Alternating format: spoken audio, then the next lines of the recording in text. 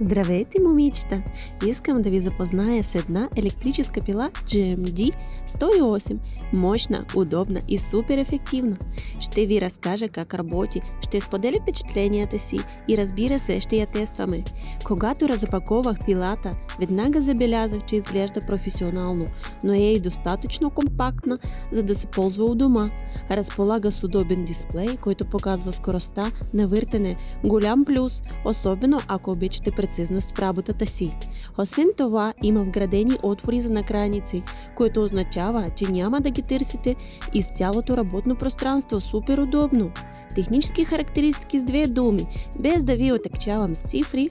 Ето най-важното. Мощност 30 Вт, скорост до 35 000 оборота в минута, ръчен контрол на скоростта.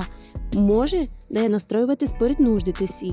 Дисплей, виждате точния брой обороти в реално време.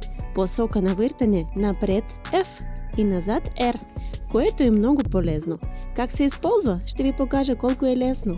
Свързвате пилата към захранването, веднага ще видите, че светлината започва да мига, което означава, че е готова за работа. Натискате бутона за включване, пилата влиза в режим на готовност. Избирате посока на въртане F за напред, R за назад. Ако сте левичари или работите с различни техники, това е голямо предимство. Настройвате скоростта с бутоните Max и Min. Лесно я увеличавате или намалявате. Готови сте да работите? Важно!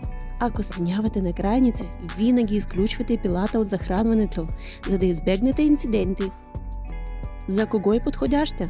Работи гладко, без вибрации, което означава по-прецизен маникюр и педикюр. Тя е лесна за употреба и няма сложни настройки. Просто включвате, избирате скорост и започвате.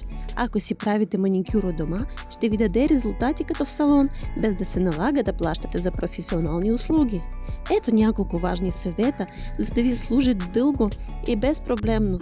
Не разглобявайте накрайника, това може да го повреди. Не я изпускайте, като всяка електрическа пила, тя е чувствителна към удари. Винаги изключвайте захранването, когато сменявате накрайница. Безопасността на първото място. Заключение, струва ли си? След като я тествах, мога да кажа, че GMD 108 е страхотен избор, като за професионалисти, така и за домашна употреба.